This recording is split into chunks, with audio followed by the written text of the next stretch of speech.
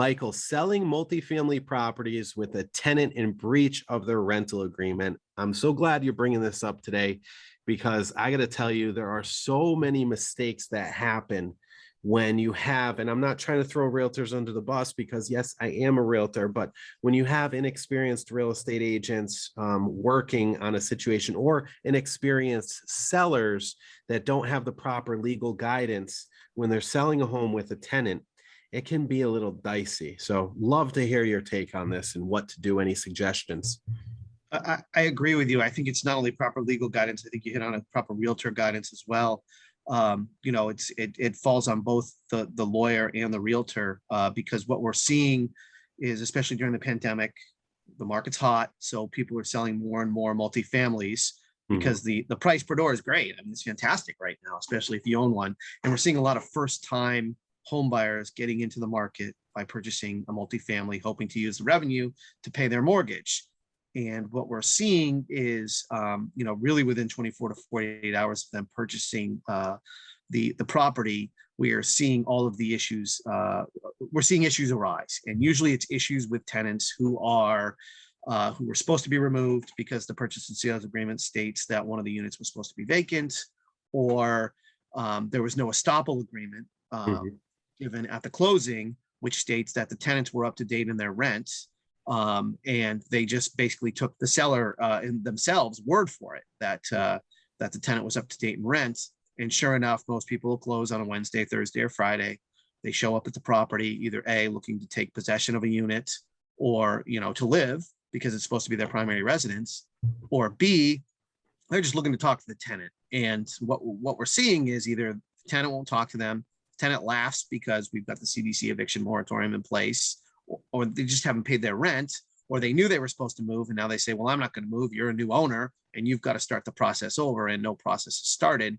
And sure enough, when you go back to the purchase and sales agreement, it was not completed properly. Let's talk non-moratorium. How long does it take to evict someone successfully? From the mailing of the letter, it could take anywhere from 90 to 150 days. It depends on the process. It depends if the tenant answers, if the tenant moves. If the tenant moves, it take, depending on when you call, you have to send a letter that covers a full rental period to terminate a tenancy. You're really looking at on average 90 to 120 day process if the tenant doesn't voluntarily leave. And right now, vacancy rates for tenants are at 1% across Rhode Island. So they're not leaving. And that's not going to change that part. I don't think that's going to change in the next 6 to 9 months. Now, what happens if you do have the properly executed purchase and sales agreement and the purchase and sales requires estoppel agreements? How would you handle that in the situation if the tenants say weren't leaving? So if the tenants weren't leaving, so you have a properly executed purchase and sales agreement that says a unit should be vacant for the owner because it's going to be their primary residence, and estoppel agreements which says all rents are up to date, then if that's not occurring, your realtor should be checking with the other realtor, and the seller should be providing the termination of tenancy letter that was sent to the tenants, and also sign the estoppel agreements within 10 days of the closing. And then if that hasn't happened, then there needs to be money escrowed, so that because there's probably going to be some sort of additional work needed to remove that tenant. And that's a number that the realtors should be negotiating, and attorneys. There should be attorneys involved at this point negotiating. You're going to want to have those discussions within, at least 10 days prior to closing. Within that 10 to 14 day window. Hey, is the tenant gone? Is the tenant going to move? Do they have a new place? Get those estoppel agreements signed so that the adjustments can be properly reflected on the closing disclosure statement. And then if there are issues after that, then you can go after the seller. Then the seller has committed some sort of fraud at the closing, and then you're protected in that way. But you're also going to do a walkthrough.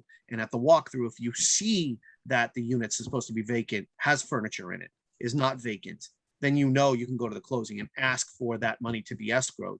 And your attorney will have to, draft a quick document, which is a long document. The closing attorney will probably have it, putting those protections in place to ensure that you can take possession of that unit at some point. Still going to take time. You're still going to have issues, but at least you're going to have some money in escrow to cover your damages that you're going to suffer and incur.